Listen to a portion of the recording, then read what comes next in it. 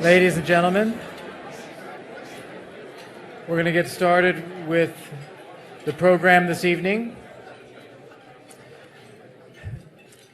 I want to thank you again for coming, and I can tell from the lively conversations that you're all enjoying this as much as we are having you.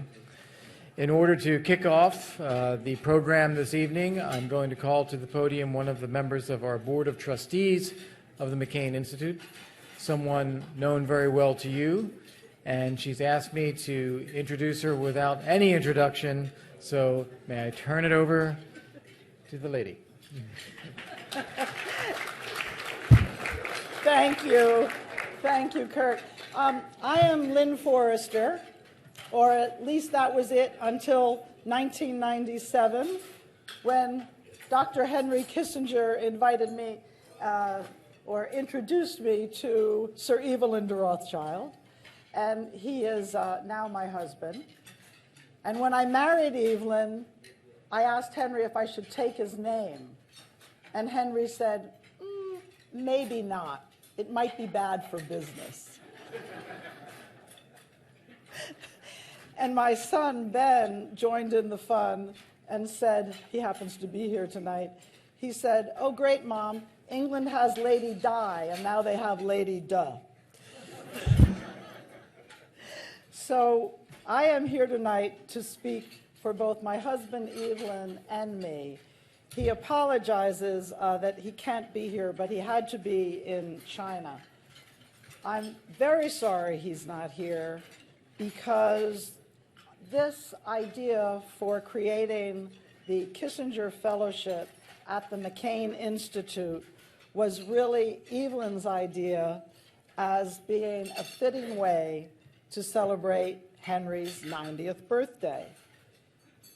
We wanted to show not only our personal gratitude and love and respect for Henry and Nancy, but we wanted to create something lasting, something that would be a permanent recognition of Henry's unique place in our history. He's, of course, a remarkable man who's seen and done remarkable things in a remarkable period of history. And as he said, in his 6 decades, he's advised 10 presidents, and a few of them have asked for it. And that's where, to me, John McCain comes in, because I've seen Henry advise John McCain, both as a senator and as a presidential candidate. And I was witness one time when Senator McCain disagreed with Dr. Kissinger. And in that very rare moment, I saw how much Henry admires John. Because on the way out, he gave him a bear hug, and he said, "I don't agree with you, but I'll always support you." So if we flash forward to now the creation of the Kissinger Fellowship at the McCain Institute, and realize that every year the McCain Institute is going to be able to give a fellowship to one promising future leader. And as Kurt said, the whole program of the McCain Institute is about teaching character-driven leadership. But the Kissinger Fellow will be a more advanced and older person who we believe will be a future leader, who will have the advantage of spending 1 year thinking about one problem that the world faces, and have the advantage of the access to Henry Kissinger, John McCain, and the McCain Institute to figure out that problem for 1 year. So imagine having Henry and John as your mentor and being able to access people they think are important. So we really believe that each and every Kissinger Fellow is going to have an amazing experience through the McCain Institute. And I'm very happy to announce that the trustees have decided that all of the proceeds from tonight's dinner are going to go to the Kissinger Fellowship Endowment.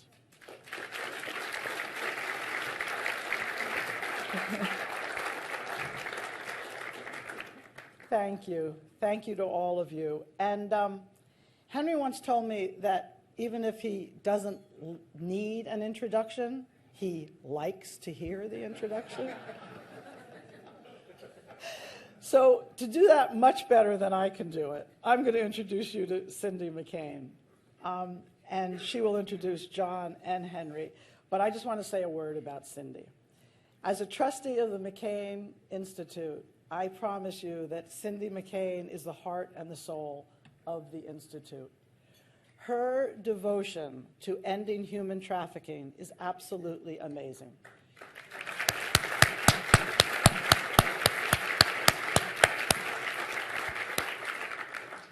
And what she does in the Congo, where so many people have failed and so many people have given up, the McCains do not give up. She is going and she is helping. She is a true inspiration to all of us, and she's just a star-studded gold humanitarian and an unbelievably caring person. And I'd like Cindy to come up and introduce two people she loves very much.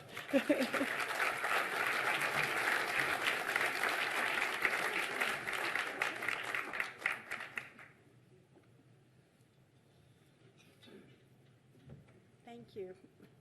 I'm very humbled by what you said. Thank you. I represent the family aspect in the McCain Institute, the family portion of it. We have children that will be involved and are involved to a great deal, but family means a great deal to us.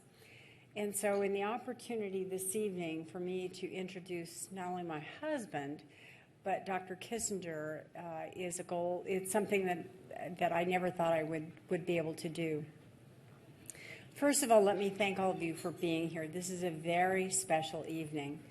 These two gentlemen that are going to talk to you this evening not only mean something to each of you personally because you've had an interaction or have been on a campaign or whatever it may be with all of you, but you believe in what they stand for. That's why you're here. That's why I'm here. I believe not only in what our country stands for, but what these two men have done for our country. So on behalf of the McCain family tonight, I'd like to introduce you to two people. Let me give you a little tidbit about Dr. Kissinger, if I may. First of all, Dr. Kissinger, I'd like to thank you for your kindness towards my mother-in-law and my father-in-law when my husband was in prison.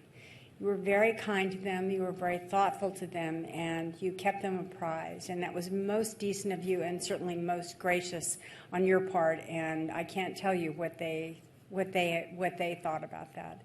And more importantly, thank you for believing in the men and women that have been, or the men that have been taken as POW, and more importantly, for believing in what they were doing was right and that they should be brought home in an honorable and decent fashion, and you did just that. Thank you.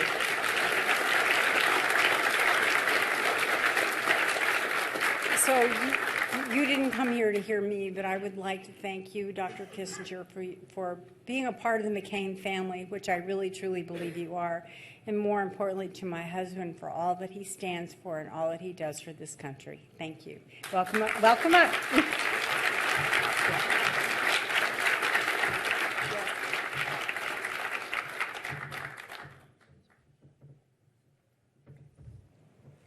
Can do it.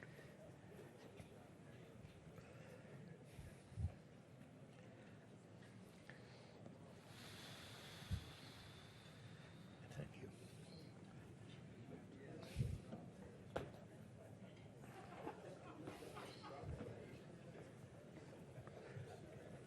Let me grab this.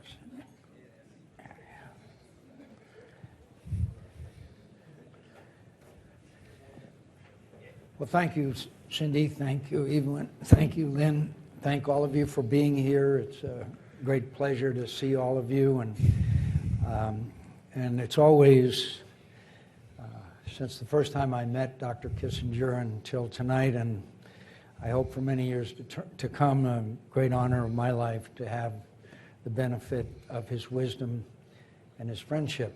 The last time Henry mentioned that he and I were in this room together, or this area together, was Henry Kissinger's 90th birthday.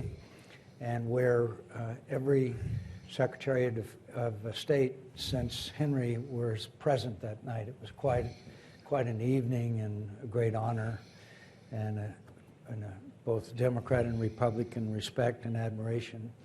And Nancy, thank you for all you've always done for us. You're wonderful and steadfast right arm and courage and spiritual leader of this great man. And without you, I know that he would not be where he is today. So thank you, Nancy, for all that you have.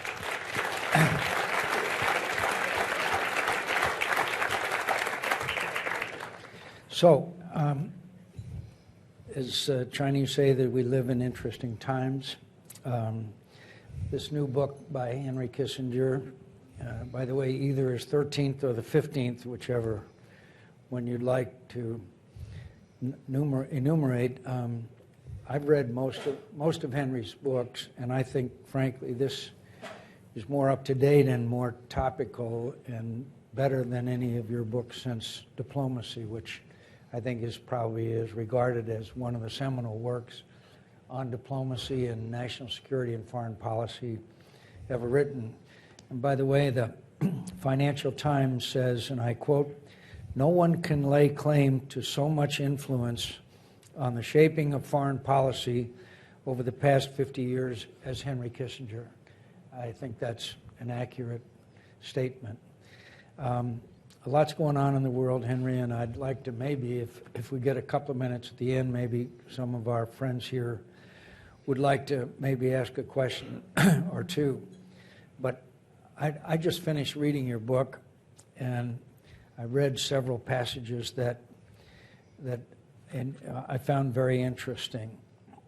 And one of them concerns what the United States should be doing as far as this new world that we're living in with the rise of radical Islam, and yet at the same time preserve our national interests and to make sure that we are preserving the fundamentals of our country, which is respect for human rights.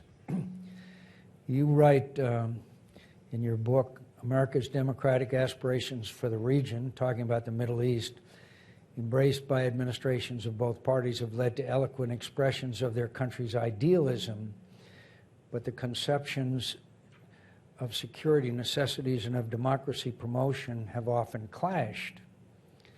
Those committed to democratization have found it difficult to discover leaders who recognize the importance of democracy other than as a means to achieve their own dominance. At the same time, the advocates of strategic necessity have not been able to show how the established regimes will ever evolve in a democratic or even reformist manner. The democratization approach could not remedy the vacuum looming in pursuit of its objectives. The strategic approach was handicapped by the rigidity of available institutions. I guess what I'm trying to say is that we are all for human rights. We believe in the fundamentals of democracy and freedom, and we yet at the same time are confronted with dilemmas, and I guess one of the best examples of that is Egypt. Egypt, with whom we have the major breakthrough in the Arab world and the wars that were fought, and thanks to Sadat, the new relationship, and yet we watched an upheaval, Tahrir Square, where people wanted to get rid of a dictator that had abused human rights, that had certainly no visions of democracy, and besides was corrupt. So a lot of us said, way to go to these young people that made the square happen. And yet then we see a guy like Morsi take over, who was clearly bent on only having one election, and that was to solidify the role of the Muslim Brotherhood. And now we have, in yesterday's paper, the news that they've condemned Morsi to death.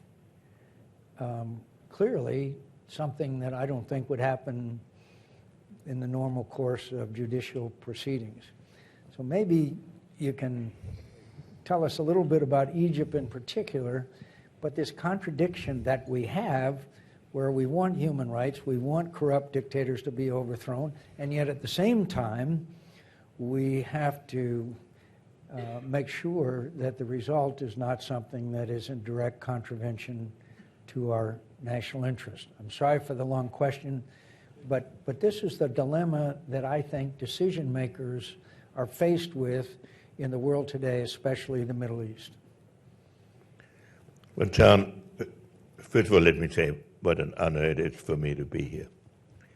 And if I may say a few words about the senator and his family. In my public life, the McCains have stood for American values, the importance of American values to the rest of the world. And they did it out of a sense of duty that they never felt necessary to define. His father was CINCPAC when I was National Security Advisor. John was a prisoner. Never did his father say one word about the anguish one knew he felt because he was performing his duty. And whenever President Nixon got a little discouraged, I would try to bring Admiral McCain for a briefing because he knew only one outcome, and that was to fight for success and for victory. And then I met John, and some of you may have heard this. I met John the following way. I was in Hanoi at the end of the war in order to work out the technical arrangements for the agreement that had been made elsewhere. And we had agreed on a release schedule for prisoners. And on my last night in Hanoi, the Vietnamese said, as a sign of our goodwill, we will let you take Commander McCain with you on your plane when you leave tomorrow. And I said, I won't take him. I won't take anybody. They have to go in the order in which we agreed. Because one, it would have been wrong towards the others. And I would say it was not only an expression of goodwill, that if I leave with the son of the CINCPAC as the first prisoner to be released, that would have been a horrible story. Be that as it may, I thought, what have I done to McCain? Then President Nixon, 4 months later, gave a reception for returning prisoners. And Commander McCain came up to me, introduced himself, and said, I want to thank you for saving my honor. And he did not tell me that 2 years earlier he had already been offered to be released. And he said he wouldn't leave until all the other prisoners could leave with him. And if you know what life was like in these prison environment, which, again, John never describes to describe his own suffering, that was a great gesture. But in the decades since, when we've become friends, John, for me, is a symbol of the verities of American principles. Lynn said we sometimes disagree. We never disagree publicly.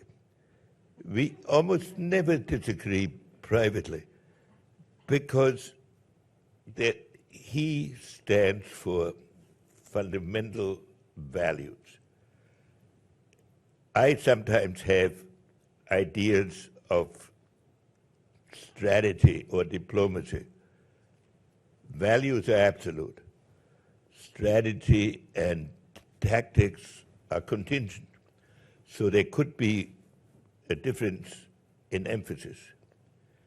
But the great thing about John is that anywhere in the world where freedom is threatened, if you want a symbol for the fact that America stands for freedom, we can be thankful that there is John McCain, because he will enunciate it.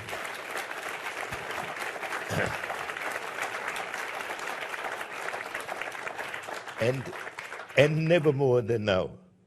And in all the years now, when there is so much turmoil in the world, and therefore so many different opinions that are possible, the fact that we know that if things go wrong, John is the corrective.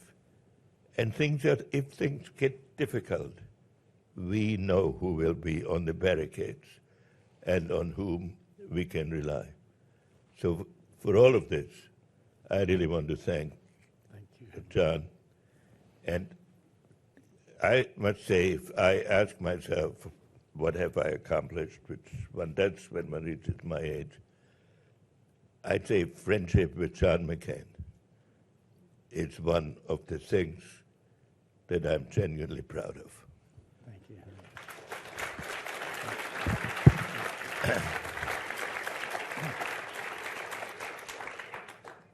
So now, let me answer your question.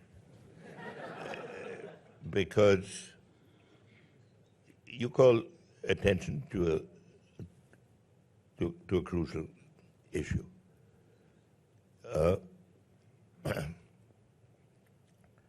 Any president, any leader of America has to be concerned about two issues. One is American security, and the second is American values. And of course, we would like to be able to combine both every step of the way. And through most of our history, we were able to do it because we had two oceans to protect our security, and we could concentrate on our domestic evolution. But when we are acting internationally, it can happen. In fact, it frequently happens. It usually happens that we are faced with the choice for the moment of security. And then the challenge is, can we keep in mind our long-range objectives? And to produce democracy in an Islamic state, one has to recognize that the cultural background is quite different. In Western society, church and state have been separated for most of the history of, even at the beginning of Christianity, there was the statement of the things that are Caesar's and the things that are God's, somewhat separated. And it certainly evolved that way over hundreds of years. In the Muslim religion, there is no distinction between church and state, so that of course, it's possible that it is run as a secular state, but if it affirms its religion, if an Islamic-oriented group gets into power, then you get almost automatically a merging of the two. And Islam has spread in general through conquest, not through missionaries. This is historic reality. So now you take a country like Egypt. It is one of the great Islamic countries, but it's a country that has thousands of years of history. It has great Islamic schools in Cairo. And it has been governed over the last century mostly by autocrats. And President Sadat was one of them. Now, how did we get into the position that John raised? I have some familiarity with it because I was Security Advisor and Secretary of State. When President Nixon came into office, the Soviet Union was arming all of the countries of the Middle East. It was right in the aftermath of the 1967 war. And the Soviet Union was sort of the dominant political influence in Egypt, in Syria, in Iraq, in all of the key countries. So, and the big issue was the Palestinian or the Israeli issue, which none of the countries accepted Israel as a state in any borders. So we adopted the policy that we would block any initiative backed by Soviet arms. And we told the Arab leaders that you can make war with Soviet arms, but you have to make peace with American diplomacy. And we waited until one of the Arab leaders would break ranks. There were a lot of proposals of great ideas that could be advanced, of conceding this or that point which would placate them. But our judgment was that the rulers who were then in office, in mostly Egypt as the dominant country, would not make peace. So then there came the 73 war. We backed Israel with the airlift.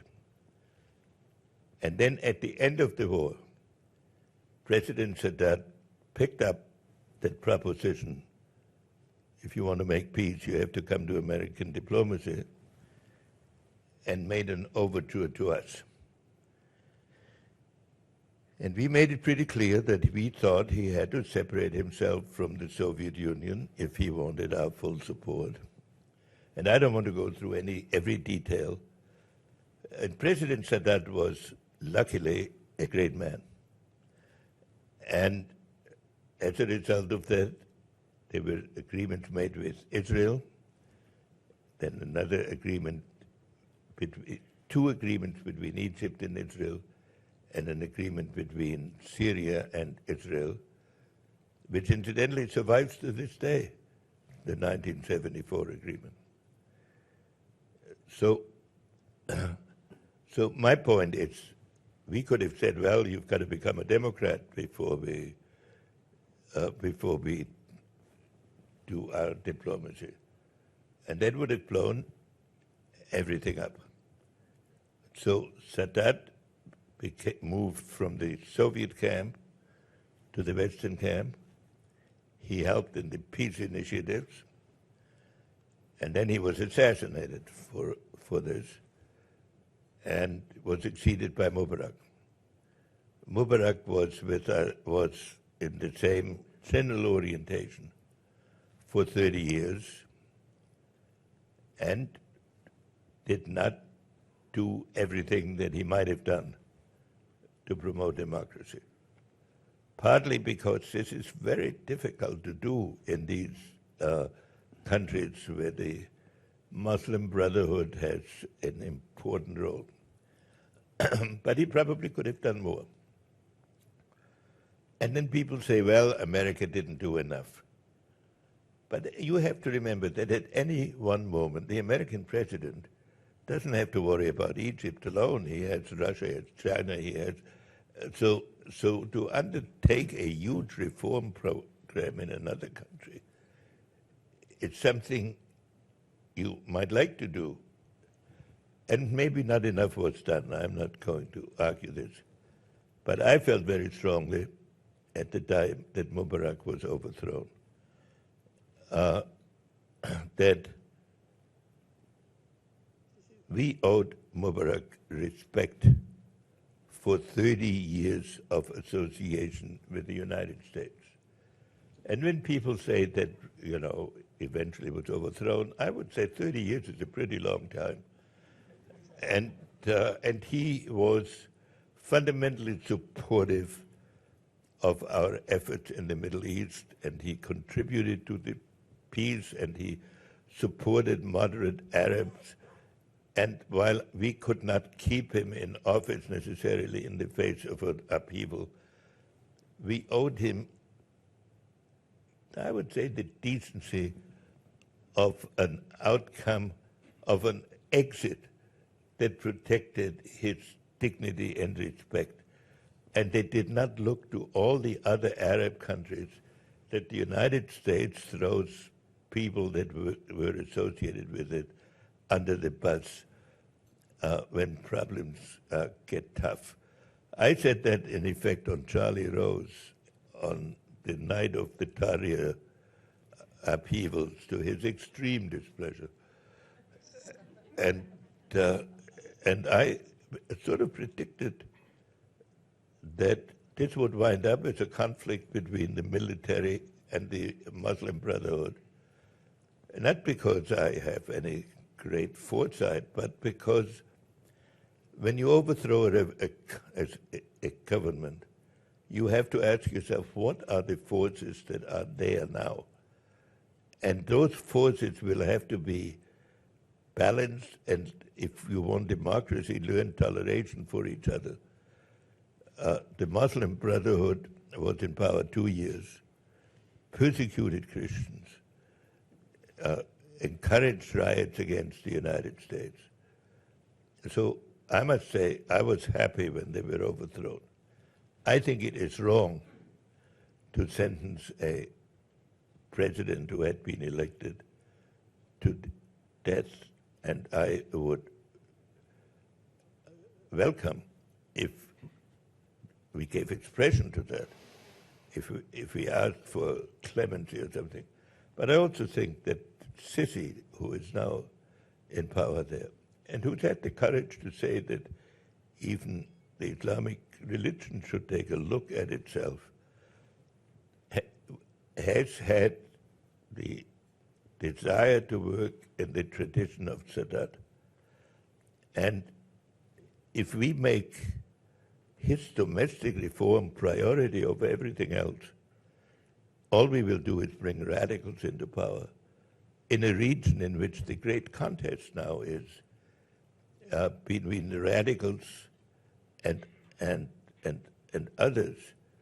And maybe the others are not yet in the position we would like them to be if it were a democratic state, but they are giving us a chance to work in that direction.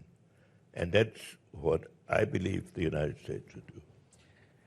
Yesterday, the city of Ramadi, the capital of Anbar province, fell under ISIS attack. My understanding is it was a smaller force than the one they defeated, that now there is burning and killing going on inside Ramadi. Women and children are being slaughtered. Bodies are being burned in the street. And the Secretary of State's comment was, well, it was a target of opportunity. And the Pentagon is saying, well, don't worry because we'll take Ramadi back. I don't have to remind you that during the surge, when we took Ramadi back from al-Qaeda, there was some 400 soldiers and Marines were killed in that battle and a couple of thousand wounded. Probably one of the most ferocious of all the battles that took place during the surge. And again, thanks to the internet, we're watching the flags, the black flags of ISIS and the vehicles, and many of the vehicles are military vehicles that as the Iraqi army ran off, they left behind. I guess my question to you is that what do we do now? Well, Ramadi, as you pointed out, it's the capital of Anbar province. Anbar province is it's larger than Belgium. It's a big slice of territory that is populated by Sunnis. And it was the turning point when General Petraeus ran the Suez. So everything that happens there, it's a symbol as well as a reality. And we have to understand that some of the acts of the ISIS that look so horrific to us are deliberately designed to show that this group of Sunni radicals does not feel itself bound by any restrictions of any other society, of any other religion, and that they defy it by doing things that go against what might have been considered human nature. So there are two issues involved in Anbar province. One is, what is ISIS? What ISIS in essence wants to do is to return the Muslim world to the condition of the early conquests, in which the purity of the religion is enforced by the most draconian measures, and in which all of the separate states and all the organizations that may have existed get destroyed and put under a caliphate, which means an essentially radical religious domination. So there is no possibility of any negotiation with them, and they don't even pretend that there's any possibility of any negotiation with them. And really the only thing we can do is to defeat them. And they're only about 30,000 irregulars. This is not a trained army, and the only technologically advanced equipment they have is what they have captured in their victories in Iraq, and they've prevailed in part because of the demoralization of their adversaries. But I have said from the beginning, whatever it's worth, that these bombing raids where there is no strategy tied to it by which an end of it can be seen, we have confined our actions to Iraq. But the major part of the ISIS force, and I would guess most of their equipment stores, are on the Syrian side, in the northeast corner of Syria, which we sometimes attack, but the major thrust of our land operations are in Iraq. So, secondly, the Iraqi army is composed largely of Shia. So when you put Shia troops into Sunni territory, you get a lot of atrocities from the Shia side, and you also, they are in an environment that is basically unfriendly to them. So their morale is not good.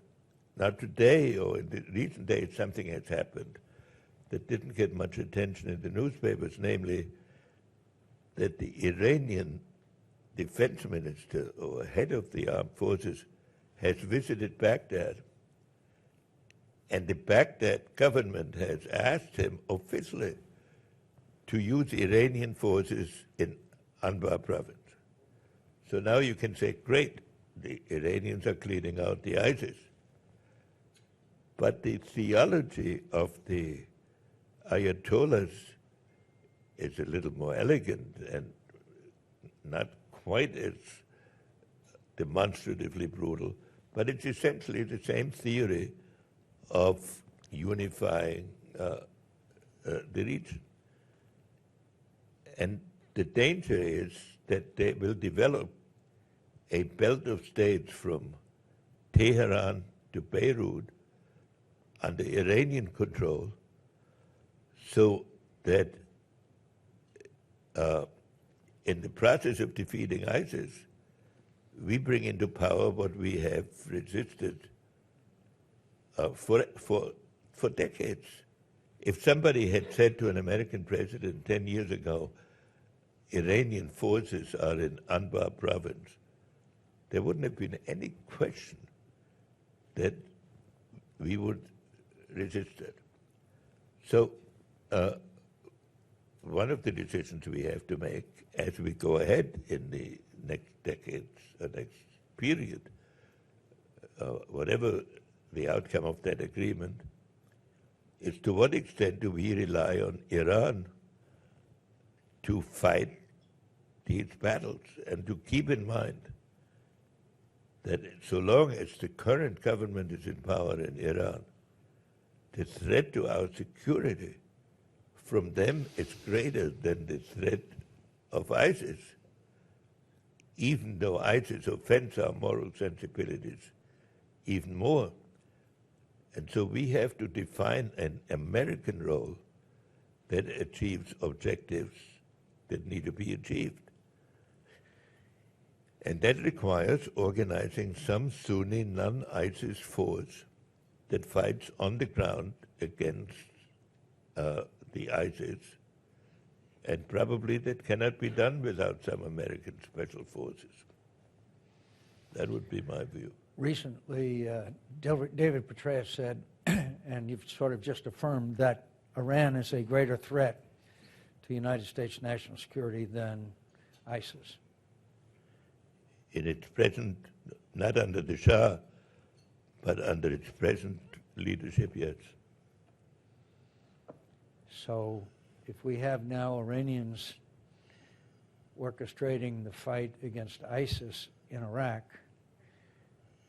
and ISIS is defeated, then Iran is in the dominant position in Iraq, Lebanon, Syria, and Yemen. Yemen.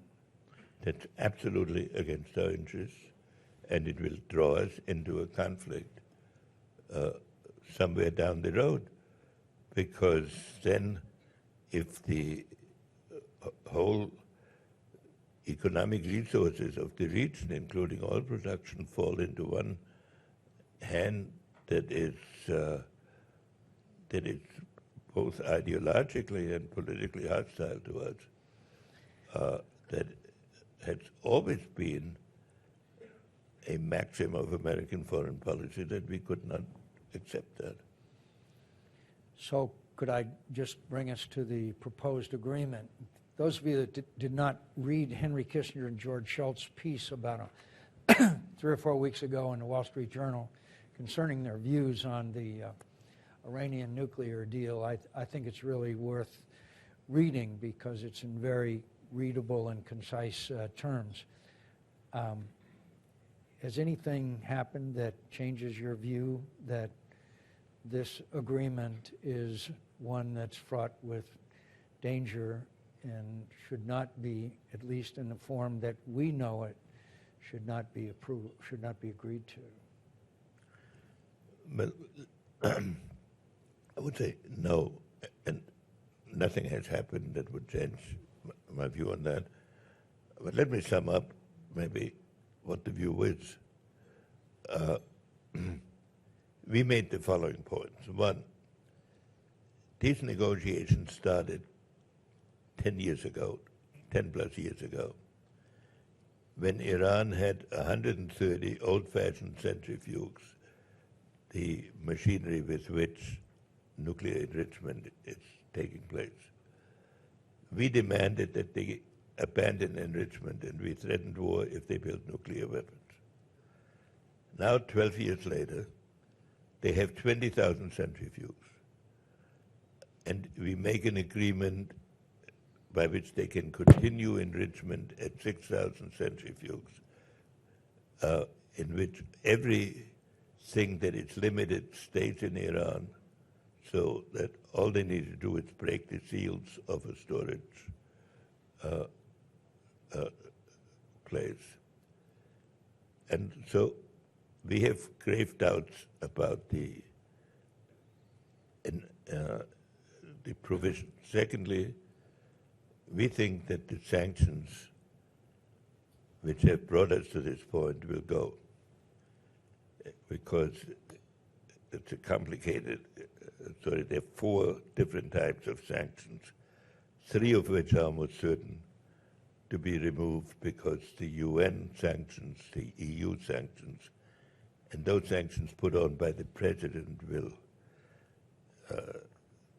go, which gives Iran then a lot more resources. And therefore we think that other countries in the Middle East, looking at an outcome where a country can defy sanctions and after 10 years get permission to enrich now and to build nuclear weapons somewhere along the road, they will all want to get into the same position. It's the rational thing to do, that you don't want to be the only non-nuclear country in the area. So therefore, the future challenge of future presidents after this agreement will be, how do you conduct foreign policy in a nuclear Middle East where the restraints are demonstrably on losing human life have been demonstrably lower, where the technical capability of developing warning systems is less, and also where the distances are less so that the warning is much less usable. So we think that this is mortgaging American foreign policy for the indefinite future. And that was what we said in those words in the Wall Street Journal. And I have not changed my mind on that. Henry, when we look back on the 20th century, there are seminal events: First World War, Second World War, the many other events that spring to mind. One of the seminal events of the 20th century was the opening to China. And many of us have read what you've written about it, but there are probably a lot of people in here. Why don't you tell us what it was like when you first met Mao Zedong? Well, let me first, I'll answer it eventually. I always give an answer. Because people say what is happening with Iran is the same as the opening to China. But the basic impetus for opening to China was the following. We noticed that there were battles going on along the Russo-Chinese border.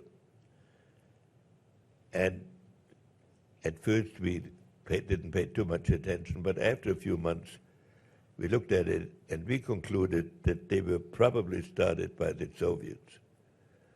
And then we started looking further and we found that the Soviets had moved 42 divisions to the Chinese border. So therefore China was under threat of invasion. And therefore we concluded that they would welcome or seek or an opening to the United States that gave them some balancing possibilities. There's nothing like that in Iran. There's no threat that they can meet by dealing with us. In fact, by dealing with us, the other countries in the region think we have made a deal with Iran and therefore they're more vulnerable. Well, anyway, what was it like to meet Mao?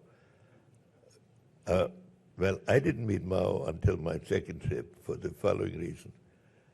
I knew that Nixon had his heart set on being the first one to shake Mao's hand.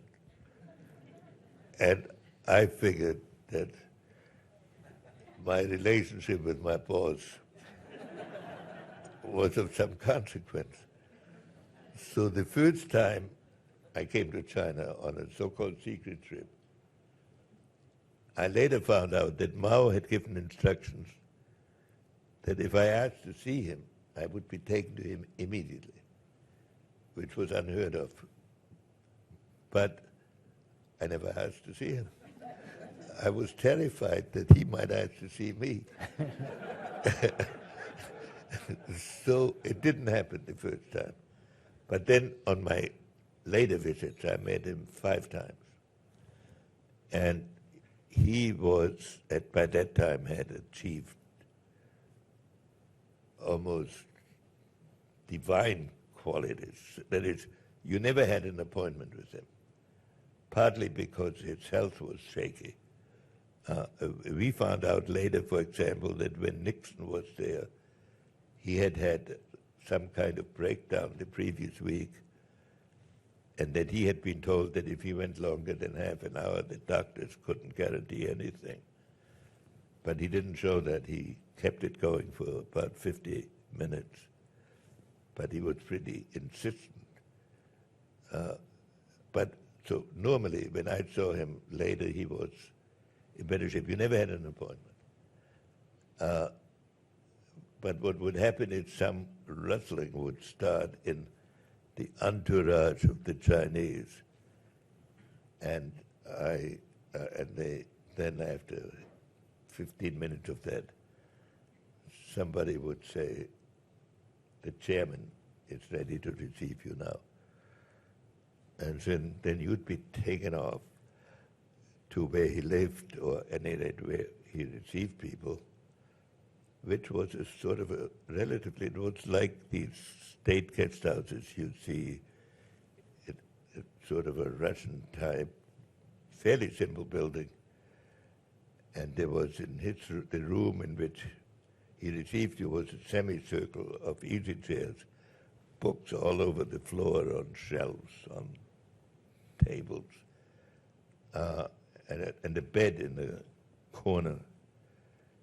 And so it was a very simple setting.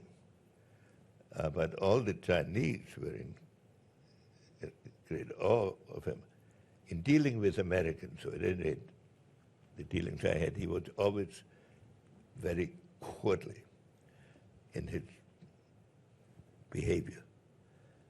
And he would not make, the conversation with Mao was never, normally when top political people meet, they have some sort of prepared statement or talking points, and they work their way through that.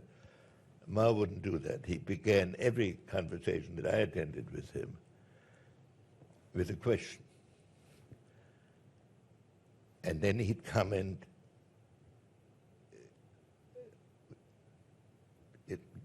on your answer. And that could be very sarcastic.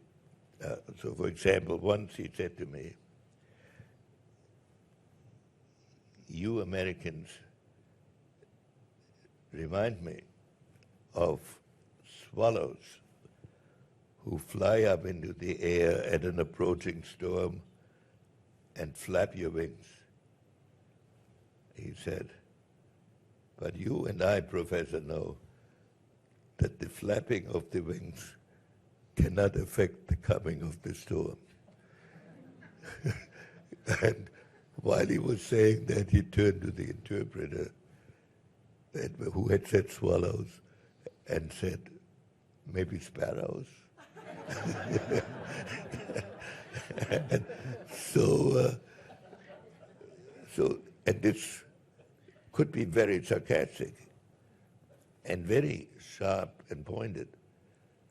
But on one occasion, I had a 4-hour meeting with him. And he went around the whole world the same way. "What do you think of, what is your consideration of Oman?" And he'd go around the world. And David Bruce, who was with me, who had known Adenauer and de Gaulle, he said, and Churchill, and he said this was one of the most stunning intellectual performances he had seen. it took us a while to figure out why he had done it. He had decided to get rid of Zhou Enlai on the grounds of being too friendly to the Americans. We know that now from published documents. And so this was November 73 or 4. And 2 months later, Zhou Enlai disappeared from public office. They said he was sick, and he was sick, but he disappeared. His name was never mentioned again. And from then on, all the references were to the conversation with Mao. So if they needed an authority, they couldn't say Zhou Enlai, and you arranged this. They would go to this. So in my experience, I mean, we know that horrendous deaths have been caused by him.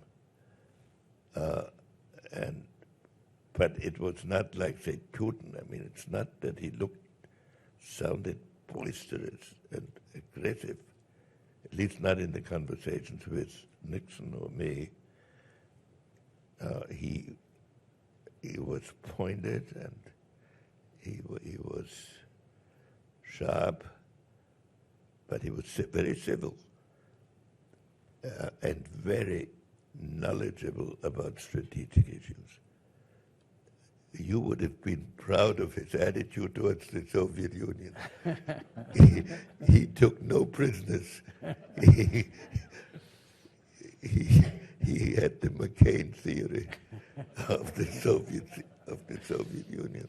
Maybe he was sanctioned, as I have been, by Vladimir Putin. Henry, we're out of time, but you know, to hear that insight into history is a remarkable experience, and it makes me want to comment how America has been blessed by your leadership. As the Financial Times says, no one can lay claim to so much influence on the shaping of foreign policy over the past 50 years as Henry Kissinger.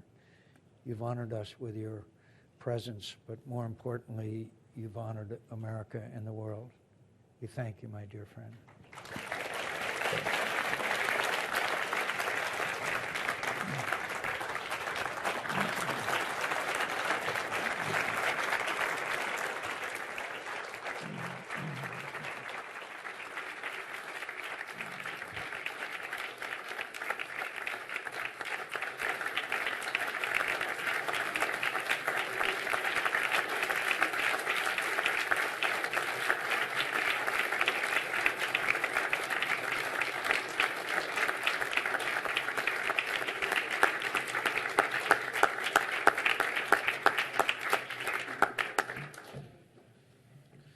Ladies and gentlemen, please be seated. Dessert and coffee will be served here in this room, and we hope you enjoy the remainder of your evening. Thank you. We can sing in the glow of a star that I know of, where lovers enjoy peace of mind. Let us leave the confusion and all this.